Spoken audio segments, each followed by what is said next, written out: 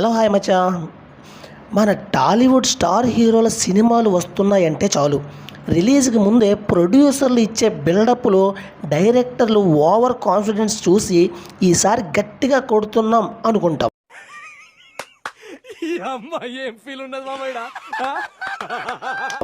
తీరా 250 రూపాయలు తగలేసి థియేటర్లో కూర్చుంటే మనకు అర్థమవుతుంది, ఒకటే మళ్ళీ బకరా అయ్యావురా బాబు అని.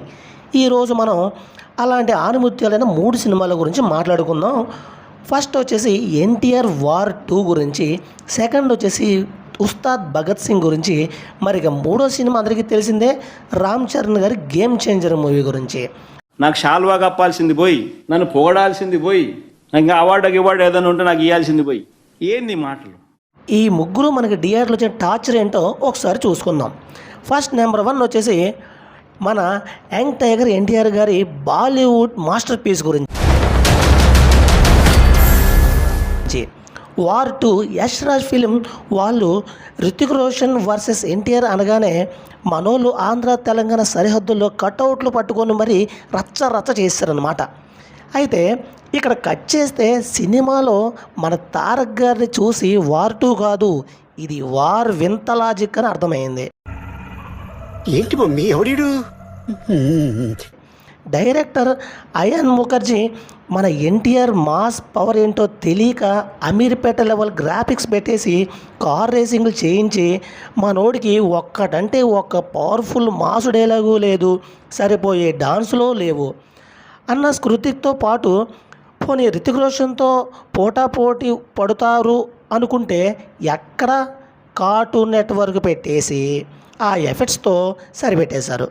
ఇక యష్ రాజ్పై యూనివర్సల్లో మన ఎన్టీఆర్ని పెట్టి ఏదో పెద్ద ప్లాన్ చేశారు అనుకుంటే చివరికి అది కాస్త బ్రహ్మాస్త్రం లాంటి ఇంకొక మిస్టీరికల్ మూవీ కళాఖండంగా మారిపోయింది. ఇక చూసుకుంటే మరి 2వ మూవీ అసలు ఇది మరీ చాలామంది అసలు ఎక్స్పెక్ట్ చేయలేని మూవీ అనమాట. పవర్ స్టార్ పవన్ కళ్యాణ్ గారు, హరీష్ శంకర్ గారు కాంబోలో వచ్చిన ఉస్తాద్ భగత్ సింగ్. ఏం మాట్లాడుతున్నావురా, నరాలు కట్ అయిపోయినాయి. Gabbar Singh cinema magic repeat అవుతుంది అని థియేటర్ల ముందు కొబ్బరికాయలు కొట్టేసిన ఫ్యాన్స్కి నెత్తి మీద కొట్టకూడదని బాధపడాల్సి వచ్చింది. హరీష్ శంకర్ గారు టీజర్లో ఈసారి పెర్ఫార్మెన్స్ బద్దలైపోద్ది అన్నారు. ఈసారి పెర్ఫార్మెన్స్ బద్దలైపోద్ది. కానీ థియేటర్లో బద్దలైంది సీట్లు కాదు, ఆడియన్స్ బుర్రలో. ఆల్రెడీ తమిళంలో తెరకెక్కిన ఈ సినిమా చాలామంది ఓటీటీలో 50-30 సార్లు పైన చూసేశారు.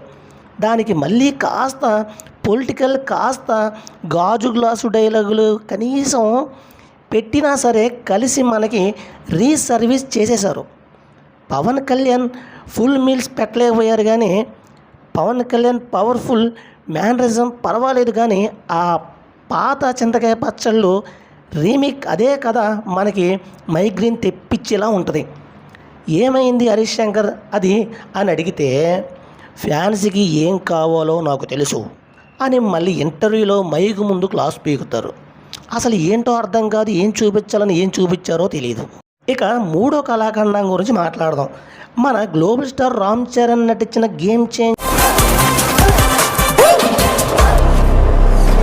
RRR తర్వాత రామ్ చరణ్ చేసిన సినిమా, దానికి తోడు ఇండియన్స్ బిగ్గెస్ట్ బడ్జెట్ ప్రొఫెసర్ అయిన శంకర్ సార్ కాంబినేషన్లో.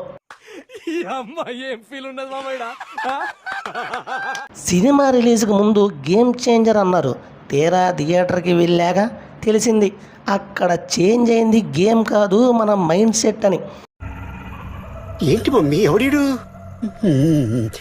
శంకర్ గారి ప్రొడ్యూసర్ దిల్ రాజు గారు ఆస్తి మొత్తం తోడుకొచ్చేసి అమ్మించేసి ఏకంగా పాస్పోర్ట్ ఆఫీస్ పెట్టి 50 కోట్లతో పాటలు తీసేశారు, కానీ అసలు కథ అనే చిన్న విషయాన్ని రాసుకోవడమే మర్చిపోయారు.